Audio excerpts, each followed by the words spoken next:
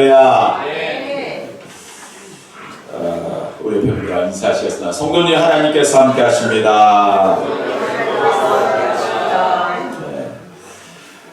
제가 말씀을 준비하면서 이제 여러 가지 이제 영상을 또 보기도 하고 또 듣기도 하고 자료를 찾기도 하고 기도하면서 이것을 병행을 하는데 문득 이제 이 말씀 준비하면서 하나님께서 우리를 새롭게 하시는데 필요한 것이 무엇일까? 은혜가 아닐까라는 생각이 들었어요. 하나님의 은혜가 있어야 새롭게 될 수 있다라고 생각해서 제가 좀 한번 찾아봤어요. 은혜의 삶, 은혜의 간증 해갖고 제가 인터넷을 찾아봤습니다. 근데 딱 하고 화면이 딱 뜨는데 보니까 뭐 영상모, 그 다음에 뭐 간증모, 뭐 이렇게 영상이 있는 뭐 간증 또 글 이렇게 쭉쭉쭉 올라오더라고요. 예전에는 이제 어느 뭐 기도원에서 많이 그 글을 올렸기 때문에 저는 내심 그거를 기대를 했어요. 근데 보니까 일괄적으로 똑같은 사이트더라고요. 이게 뭐지? 하고 딱 들어갔어요. 근데 사이트가 얼마나 깨끗하게 잘 정돈을 얼마나 잘해놨는지 몰라요. 그래서 야, 이렇게 정성스럽게 이런 은혜에 관한 말씀, 은혜에 관한 간증, 은혜에 관한 뭐 설교, 뭐 은혜 관한 거 이렇게 많이 올려놓은 참 어디지? 너무 어느 교회일까? 어느 단체일까? 하고 궁금해서 딱 들어갔더니 어딜까요? 신천지.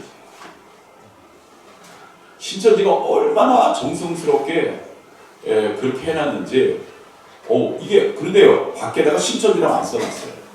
근데 사이트에서 영상을 딱 해서 보면요, 그것도 있어요. 꽁트도 있어요. 꽁트. 뭐 보니까요, 보니까 뭐 여러 가지가 있어요. 뭐 상황극도 있고. 근데 보니까 신천지예요. 그것뿐만이 아니에요. 뭐 이런 뭐 은혜라는 단어, 성령이라는 단어, 뭐 이런 말씀이라는 단어 한번 찾아보세요. 그러면요, 거의 대부분 먼저 뜨는 게 다 이단들께 먼저 뜹니다. 하나님의 교회, 신천지, 여호와의 증인. 하나님의 온전한 순수한 말씀 안에서 정말 그렇게 따라가려고 하는 거는 다 뒤로 가서 밀려 있어요. 근데 왜 그렇게 앞에 뛰는지 아십니까? 돈을 주고 앞에 띄우는 거예요. 돈을 주고 앞에 띄우는 거예요. 조회수하고 상관없습니다. 그러니까 걔네들은 막강한 자금력으로 막강한 걸로 그렇게 해서 심지어요, 이단들도 경쟁합니다. 얼마 전에 제가 성남 쪽에 가보면 하나님의 교회가 엄청나게 크게 지어놓은 하나님의 교회가 있어요. 근데 제가 차를 타고 지나가는데 그쪽에 보니까 그 하나님의 교회 앞에서 데모하고 있더라고요. 어디에서 데모하는지 아세요? 저도 놀랐어요. 신천지에서 데모하고 있어요. 왜 그러냐면 신천지가 하나님의 교회에 스파이를 심었나 봐요. 근데 이 사람들 쫓아낸 거예요. 그러니까 피켓 들고 밖에서 보니까 신천지 차가 3대가 나와 있어요. 하나님의 교회 앞에서 데모를 하고 있더라고요. 너도 이단, 나도 이단 이러면서 서로 이단이라고 데모하고 있더라고요. 야, 나 참 희한한 걸 다 봤어요. 여러분, 정말 하나님 앞에 온전히 그런 은혜 가운데 살아가려고 몸부림치려고 할 때 정말 세상은 너무 혼란스럽게 그지없이 하나님의 그런 바른 길, 정말 하나님의 은혜 가운데 거하기를 원하는 사람들에게 얼마나 혼란을 가중시키는지 몰라요. 오늘 우리들은요, 이럴 때 왜 이렇게 혼란의 지경에 이르렀을까를 한번 생각해 볼 필요가 있을 것 같아요. 성경에서는 우리에게 이렇게 말씀합니다. 따라합시다. 새 사람을 입으라. 새 사람을 입으라라고 말씀하고 있어요. 새 사람을 입으라. 오늘 말씀에 사도 바울은요, 데살로니가 교회에 편지를 씁니다. 데살로니가 교회의 성도들에게 성도들로서 온전히 하나님의 사람으로 어떻게 살아야 하는가, 또한 그 말씀을 배경으로 해서 차근차근 말씀을 이어나가고 있어요. 그래서 전반부, 데살로니가 전서의 전반부는요, 하나님의 말씀, 얼마나 그 당시에도 이단이 많았는지, 하나님의 말씀은 이런 것입니다. 이것에서 벗어나면 안 됩니다. 라고 시작을 하고 있고, 그리고 그 이후에 보면은요, 그러면 여러분들 이 말씀 가지고 이렇게 살아야 합니다. 라는 내용이 오늘 본문 말씀의 배경이기도 합니다. 그러니까 하나님의 말씀 안에서 우리는 이렇게 살아야 합니다가 오늘 말씀의 가장 중요한 핵심이라고 할 수가 있어요. 그런데 그 말씀의 핵심 중에서 이렇게 따라합시다. 새롭게 하소서. 바로 우리가 정말 하나님의 사람으로 새롭게 되어져야 된다는 것을 사도 바울이 하나님의 은혜 가운데 간증하고 말씀을 전하고 있는 것이 오늘 말씀의 배경입니다. 오늘 우리들은요, 하나님의 그런 귀한 은혜 가운데 살아갑니다. 그런데 우리들은 아직도 옛것에서 자유롭지 못하신 분들이 있어요. 즉 옛것을 우리들은요, 이렇게 생각합니다. 내 천성은 바뀌지 않고 옛것은 적당히 타협하면서 살아가는 것이 그것이 맞고 진리인 것처럼 말씀하시는 분들이 있어요. 그러나 성경은 그렇지 않습니다. 옛것은 정말 잘못되고 그리고 엉망진창이고 뭐 그런 것들은요 과감하게 뭐예요? 버려야 돼요. 버려야 되는 거예요. 버려야죠. 여러분 뭐 안에다가 집에다가 막 그냥 막 쓸모없는 거 막 쌓아놓는 분들 계세요. 그리고 이렇게 생각하죠. 이것들 다 언젠가는 쓸모 있을 거다. 그런데 그거 쓸모 있나요? 거의 재워놓고 잊어먹습니다. 그죠? 잊어먹어요. 특히 창고에 같은 데 보면요. 쌓고 사다 보면 안에 들어가 있는 거는요. 아예 보여지지가 않으니까 그게 있었는지 없었는지 기억도 못합니다. 그러게 되면 점차적으로 어떻게 돼요? 나중에는 썩어져 가요. 나중에는요. 그것이 오히려 골칫덩어리가 되는 거죠. 예전에는요. 이렇게 굉장히 귀했죠. 물건들이 귀했으니까. 그러니까 뭐 제가 중세시대 때에 대한 내용을 책에서 읽은 적이 있었어요. 근데 그 당시에는 옷들이 귀하니까 옷을 한번 입으면은 죽을 때까지 입어야 되는 거예요. 그러니까 빵꾸 뚫어지면 뭐예요? 개고. 또 이쪽에 빵꾸 되면 이쪽 개고. 저쪽 개고 이쪽 개고 지죠. 그리고 나중에 더 이상 못 입게 되면 뭐예요? 아니죠. 걸레전에 하는 게 있답니다. 그게 뭐냐? 베개 커버로 쓴답니다. 베개 커버로 쓰고 그리고 베개 커버가 이제 더 이상 안 되면 그제서야 걸레를 썼대요. 그러니까 옷을 한번 딱 지우면은 죽을 때까지 그 천은 버리는 것이 아니에요. 그만큼 귀했지만 지금은 그렇지 않잖아요. 지금은 너무 풍성하고 너무 풍족하잖아요. 물론 너무 자주 버리는 것도 문제입니다. 네, 그런 것도 문제겠지만 그렇다고 해서 너무 재놓는 것 또한 문제인 거죠. 과감하게 버려야 되는 거예요. 버릴 수 있는 건 버려야 되죠. 그래야 내 마음도 내 삶도 뭐예요? 뭔가 늘 리프레시가 되어야 되잖아요. 사람이요 여행을 가시는 분들의 특징이 뭔지 아세요? 리프레시. 뭔가 새로운 것을 경험하고 갔다 오면 있어서 뭔가 새롭게 시작할 수 있는 발판을 마련하기 위해서 간 게 여행입니다. 맨날 여행만 쫓아다니시는 분들은 그거는 여행이 아니에요. 그거는요 뭐예요? 직업입니다. 직업. 여러분 오늘 우리들은요 바로 하나님 앞에 그런 리프레시가 돼요. 뭔가 새로움을 입어야 되는 것이죠. 새로움을 입지 못하면 안 되는 거예요. 여러분 교회는요 따라서 늘 새로운 곳이다. 늘 구태의연하게 똑같은 그런 반복으로 되는 것 같지만 교회는 늘 새롭게 되는 곳이에요. 왜 그런지 아세요? 여러분들이 교회 와서 말씀을 들으면 우리 안에 있는 옛것들이 물러가고 새로운 하나님의 은혜로 채워지는 시간인 줄 믿습니다. 즉 그것이 계속해서 반복되는 것이 바로 예배입니다. 그리고 자꾸 반복이 되지 않으면 우리들은 자꾸 옛거, 과거, 그리고 미래가 아니라 과거에 있는 잘못되고 악습된 그런 것들이 계속 끊임없이 쌓여져 가다 보면 은혜가 더 이상 들어올 뭐예요? 공간이 없습니다. 비워야죠. 비워야죠. 여러분 비워야 건강합니다. 아시잖아요. 잘 비울수록 건강한 거예요. 오늘 우리 안에는요 비워져야 하나님의 은혜로 채울 수가 있는 것이죠. 바로 오늘 우리들은요 그런 하나님의 사람으로 새롭게 태어난 사람들이에요. 새롭게 태어난 과거의 그러한 것이 아니라 새로운 사람으로 오늘 예배 끝나고 뭐가 됩니다? 새로운 사람이 되는 겁니다. 그림 하나만 좀. 자, 거기에 보면은 오른쪽에 있는 사람은 니고데모, 왼쪽에 있는 사람이 저하고 여러분들하고 반대니까 어쨌든 반대가 되겠죠.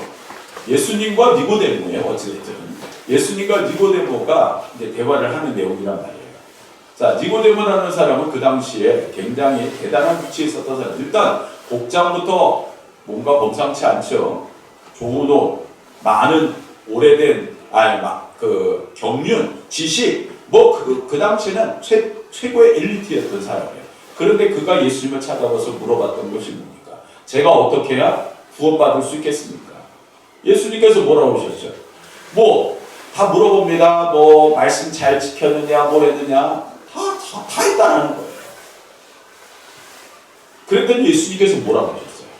그러면 너 있는 거 다 버려두고 이제부터 나를 따르라. 그랬더니 저 니고데모가 뭐라고 그랬어요? 말도 안 했어요. 근심하며 돌아가더라. 왜요? 내가 그것을 비울 자신이 없는 거예요. 그것을 내려놓을 마음 또한 없는 거예요. 그런데 뭐가 새 사람이 되고 뭔가 새로운 인생을 살겠냐고요. 마찬가지예요. 오늘 우리들은 뭔가 새로운 모습이 되려면 뭔가 새로운 리프레시가 되면 과거의 것을 과감하게 청산할 필요가 있습니다. 어떤 분들은요, 새롭게 시작하기 위해서 내가 책을 사시는 분들도 있고, 어떤 분들은 공부를 하기 위한 또한 책, 더 공부를 하기 위한 더 수강, 그것을 끊는 분도 있어요. 운동을 하기 위해서 헬스장을 끊는 분들도 있어요. 자, 새롭게 시작함에 있어서 그것을 내가 실행하기 위해서는 무슨 작업이 먼저 필요해요? 내가 내려놓고 비우고 치워버릴 거는 치워버릴 뭔가 그러한 액션이 필요한 거죠. 그걸 없이 시작하려고 해보세요. 절대 안 됩니다. 내가 굉장히 바빠요. 근데 바쁜데 내가 운동하겠다. 여러분, 그게 말같이 쉽습니까? 저도요, 운동하는 게 꽤 됐어요. 운동을 해보려고 해도 정말 이게 뭔지 시간이 너무 없어요. 아마 제가 운동하겠다 못 끊었으면 아마 지금 거기도 못 갔을 거예요. 마찬가지. 내가 그것을 위해서 과감한 결단, 뭔가 비움, 그 시간이 있어야 된다는 거죠. 쉽게 이야기해서 오늘도 우리들은요, 새 사람이 되기 위한 과정 속에서는 이런 비움의 과정, 결단과 헌신의 과정이 필요하다는 것이에요.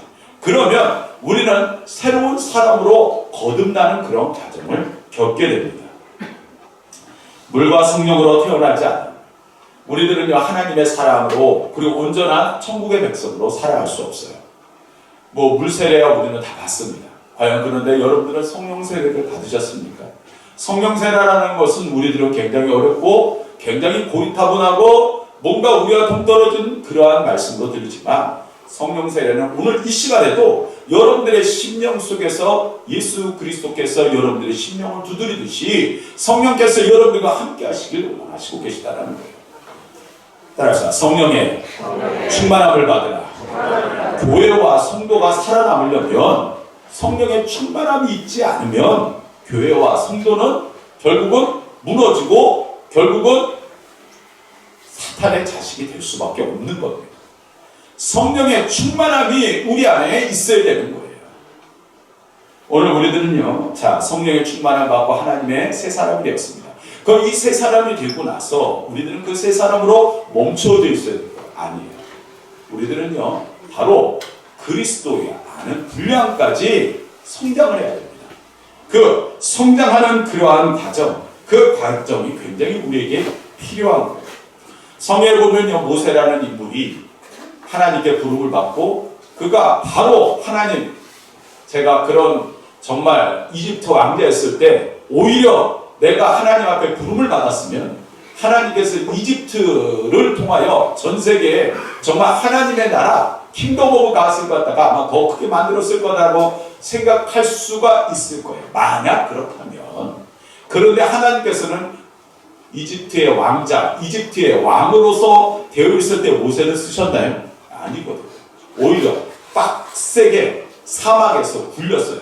광야에서 굴렸어요. 그리고 나중에 낮고 낮아서 어디까지? 목동까지 낮춰놓으셨어요. 쫙 하고 짭으로 튀어놨어요. 완전히 다 뺏어갔어요. 나이까지 들었어요. 이제 그런 과정에서 그가 할 수 있는 게 뭐가 있겠냐고요. 힘을 다 빼는 겁니다. 쉽게 얘기해서 너의 혈기, 너의 힘, 너의 지식, 너의 과거의 옛 것들을 갖다가 쫙 하고 그냥 다 빼놔버렸어요. 그러시고 나서 하나님께서 모세를 부르셨어요. 할렐루야. 오늘 우리들은요, 뭔가 대단하고 뭔가 많은 것을 가지고 있고 뭔가가 그거 있으면 하나님께서 크게 쓰실 것이다. 천만에 아닙니다. 하나님은요, 일자 무식인 베드로를 통하여 하나님의 놀라운 뜻을 이루셨어요. 그래서 사도 바울 같은 사람도 있어요. 그렇다고 사도 바울도 한번 볼까요? 사도 바울도 처음부터 사도 바울이었습니까? 여러분도 잘 아다시피 예수님 믿는 사람 잡아 감옥에 가. 그리고 예수님 믿는 사람을 핍박하던 인물이 사울이었어요. 그런데 하나님께서 그를 굴렸어요. 굴리고 나서 제일 먼저 굴림의 증거가 뭐예요? 앞에 눈을 다 안 보이게 만들어 버렸어요. 그리고요, 그가 졸지에 거지가 돼서 그냥 바닥에서 헤매고 있는 거를 하나님께서 아나니아라는 사람을 통하여 그를 부르시고 세례받게 하시고, 그리고 그 과정 속에서 그가 성령의 충만함을 입게 하시고, 그리고 옛것, 과거의 것을 나는 이제는 배설물과 같이 여기는 사람이다라고 선언해 버렸어요. 심지어 내가 가지고 있는 학벌 그리고 배경 다 이거는 나는 싹 다 벗어버리고 예수 그리스도로 다시 태어났다. 할렐루야. 이것이 사도 바울의 고백입니다. 오늘 우리 예수님 믿는 사람들에게 필수적인 고백이 되어야 된다는 거예요. 이제 나는 새 사람이 되었다. 내가 하나님 앞에 그러한 사람으로 되었어요.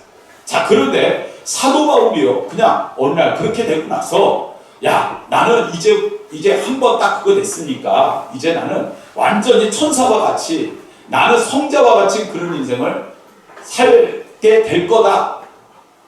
여러분, 사람이요 쉽게 변합니까?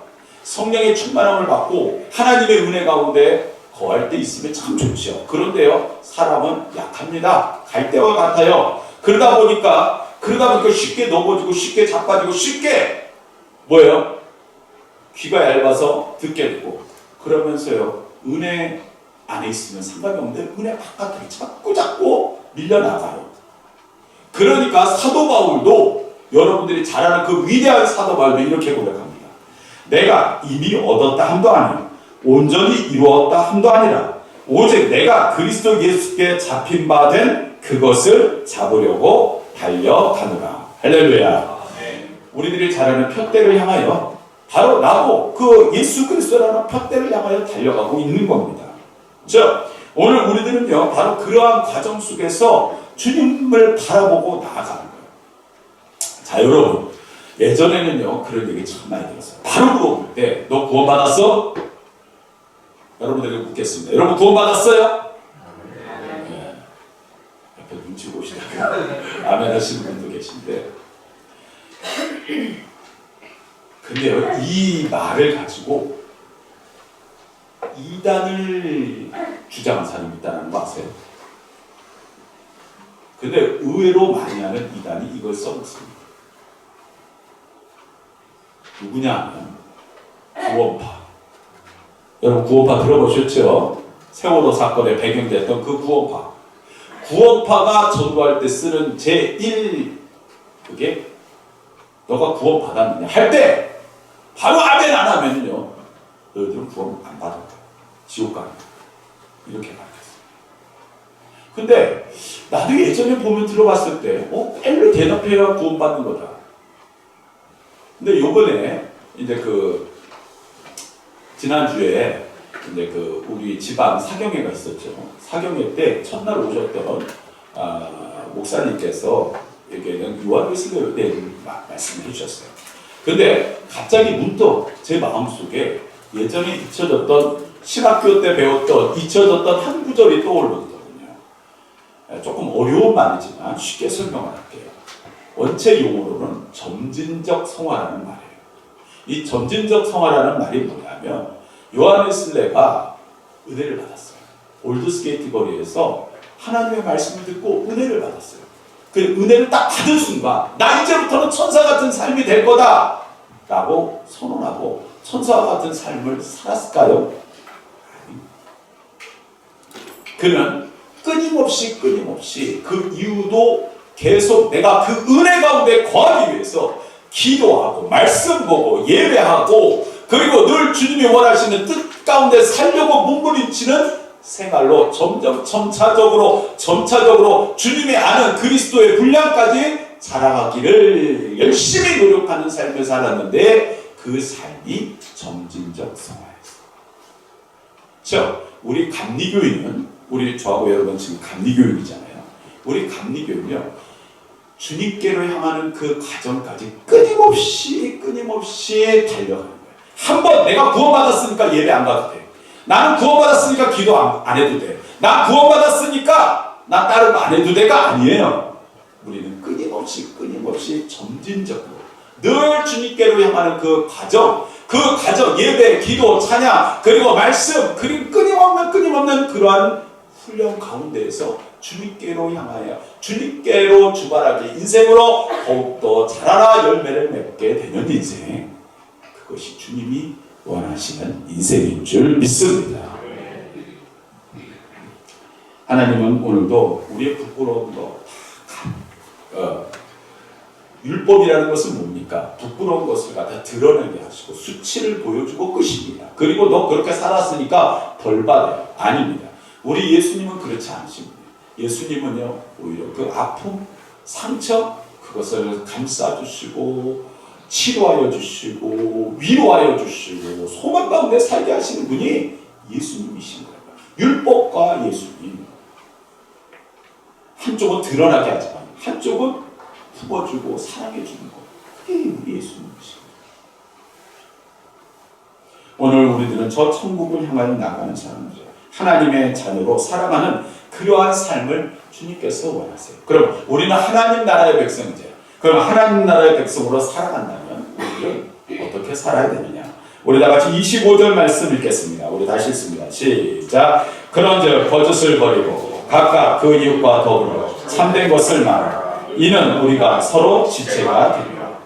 자, 여기서 보면요, 하나님의 은혜 가운데 사도 바울은 너희들은 이웃에게 참된 것을 말하며 살아야 된다라고 말씀합니다. 자, 너희들은 하나님 나라의 백성이지. 그런데 하나님 나라의 백성이 이렇게 살아야 돼. 첫 번째로 참된 것을 말하며, 쉽게 얘기하면 거짓말하지 말라라는 거예요. 자, 우리가 화면을, 자, 저게 보면 화면에 보면요, 이 그림은 누구냐면은요, 바로 저게 이렇게 갑자기 이렇게 땅바닥에 주저앉아 있는 사람이 있죠. 저 사람이 누굴까요? 바로 아나니아와 삽비라 부부입니다. 신약의 초대교회 때 아나니아와 삽비라 부부가 열심을 다해서 신앙생활을 했어요. 근데 이들이 그 당시에는요, 바나바, 이제 대표적인 바나바가 있었죠. 바나바가 열심을 다해서 자기가 가지고 있는 것을 주님께 드립니다. 어렵고 힘든 자들에게 위하여 써주세요라고 궁금했어요. 그랬더니 주변에 있는 분들이 막 그렇게 헌금하시는 분들이 있었어요. 그러니까 저 아나니아와 삽비라도 야, 이거 우리도 안 하면 큰일 나겠다 해서 여보 우리도 합시다 했는데 생각해보니까 재산이 너무 많은 거야.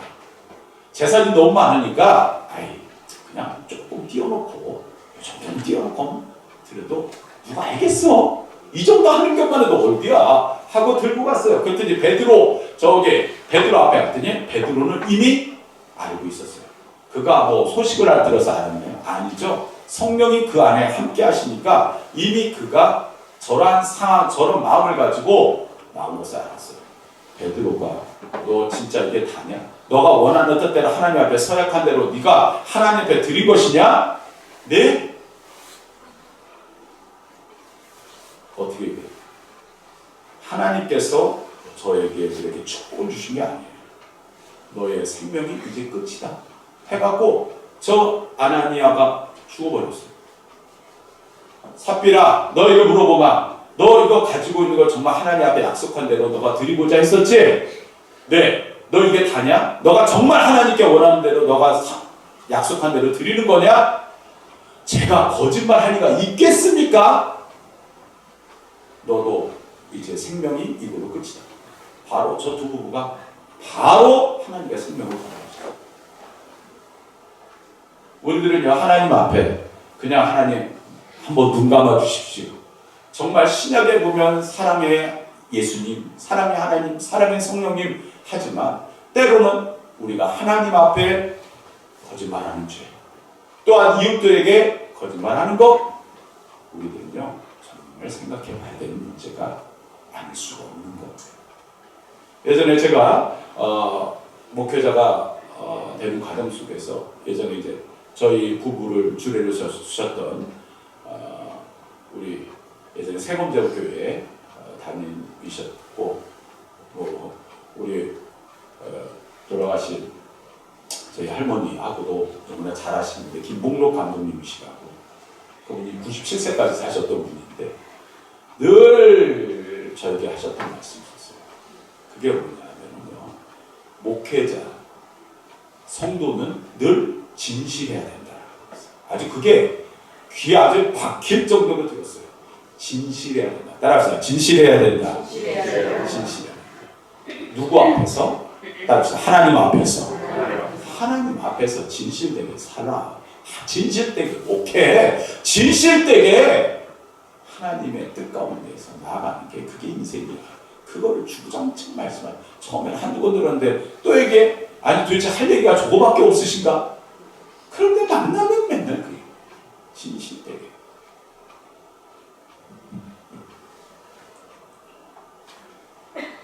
여러분, 베드로가 예수님을 만났을 때 예수님을 만나서 그가 했던 첫 번째 말이 있었어요. 그게 무엇일까요? 자, 따라합시다. 나는 죄인이로소이다. 베드로의 고백이었어요. 나는 죄인입니다. 솔직히 얘기했어요. 누가 처음부터 모르는 사람 만나서 나 죄인입니다. 누가 얘기할 수 있겠어요? 근데 베드로는 그렇게 얘기했어요. 또한 성경에 보면 이사야가 하나님 앞에 부름을 받습니다. 하나님 앞에 부름을 받는 과정 속에서 하나님 저를 이렇게 크게 쓰시기 위하여 저를 불러주시니 감사합니다가 아니었어요. 뭐라고 얘기하느냐? 나는 입술이 부정한 사람입니다. 저는 선지자감이 아닙니다. 이렇게 얘기했어요. 즉 하나님 앞에 정말 그러한 내가 정말 진실되게 정말 그런 모습을 보이려고 했던 사람들이 하나님께서 크게 쓰시는 사람이 되었다는 것이죠. 두 번째로 우리 다 같이 26절 말씀 읽겠습니다. 시작. 분을 내어도 죄를 짓지 말며 해가 지도록 분을 뿜지 말고. 여러분, 다른 사람을 미워하고 화를 내므로 마귀에게 틈을 주지 말라라는 거예요. 즉 22절에 보면 마귀에게 틈을 주지 마. 27절에 마귀에게 틈을 주지 말아야 된다는 거예요. 마귀에게 틈을 주는 행위가 뭐예요? 화를 내는 거예요. 분을 내는 거거든요. 여러분, 우리가 싸우고 막 그러면서 그런 마음을 가지고 하나님 앞에 예배드리면 예배가 됩니까? 여러분들 화가 나 있는 상태에서 찬양의 입술이 막 그냥 고백이 되어집니까? 기도가 제대로 나옵니까? 그래서 성경에서는 예배 드리기 전에 다 정리하고 예배 드리라 그랬어요. 자, 하나님 앞에서 분내는 것이 그것이 맞는 행위일까요? 성경에 보면요, 모세가 너무나 이스라엘 백성들이 하는 게 너무 꼴사나웠어요. 그래서 이스라엘 백성들이 너 다 지옥 가! 이렇게 얘기했을까요? 아닙니다. 모세가요, 우리 목말라 물져 그러니까 여기가 목구멍까지 찼었어요. 아마 그랬을 거예요. 목구멍까지 찼어요. 니네들 정말 이러면 다 끝이야. 모세가 참다 못해서 이스라엘 백성들에게 얘기한 게 아니라 하나님께서 반석에 지팡이를 갖다가 지팡이를 가지고 치라고 했어요.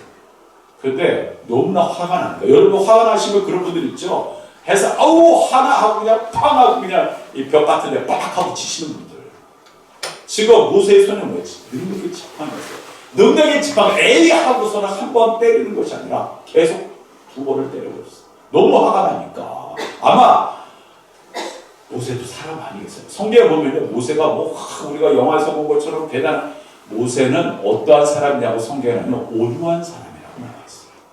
그런데 그가 이게 분이 차고 차더니까 하나님의 말씀을 거역하고 그냥 때려버린 거예요. 근데 그 사건 이후 어떻게 됐어요?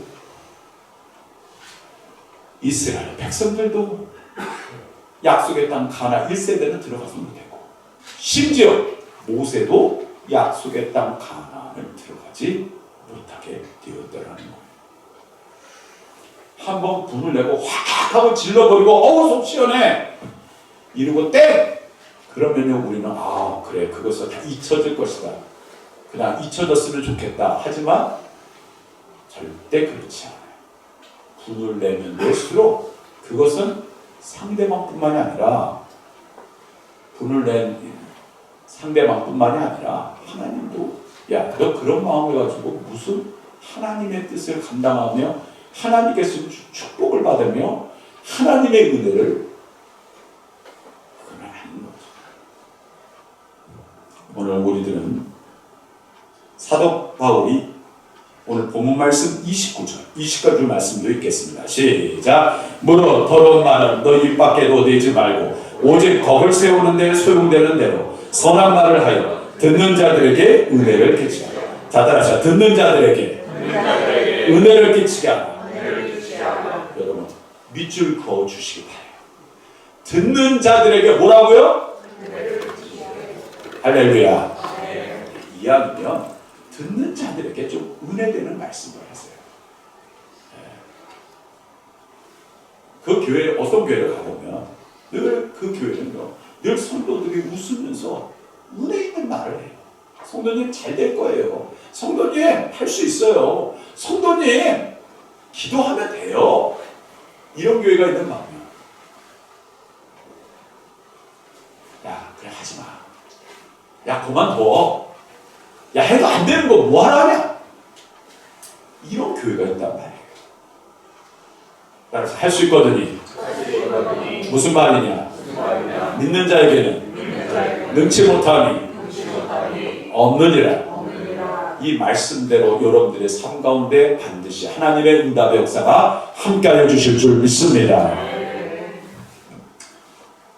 세 번째로 우리 28절 말씀 읽겠습니다. 시작. 도둑질하는 자는 다시 도둑질하지 말고 돌이켜 가난한 자에게 구제할 수 있도록 자기 손으로 수고하여 선한 일을 하라. 즉 이웃들에게 선한 일을 하라는 것이죠. 교회의 사명 중에 하나는요 바로 선한 사명, 선한 뜻을 이뤄가는 거예요. 즉 섬김과 헌신을 하나님 앞에서 행해야 되는 교회, 행하는 성도가 되어야 된다는 거예요. 여러분 그런 분들이 있어요. 내꺼 하다가 내꺼 너꺼로 다 가게 돼요. 제발 틀리지 않죠? 내꺼 하시는 분들은요 다 너꺼가 돼요. 내꺼 하지 마시고 너꺼 하면 다 내게 됩니다. 할렐루야. 정말이에요. 여러분 안 그러세요? 내꺼 하다가 어느 날 하나님께서 야 너 다 가져갈게 하면요, 어느 날 자녀분들이, 남은 자녀들은 어떻게 돼요? 그 남은 재산 때문에 싸우다가 뭐예요? 다 공중분해. 그 재산이 온전히 자녀들에게 잘 그거 갖고 바탕이 되겠냐고 뭐 성공하는데 다 넣어가 되는 거예요.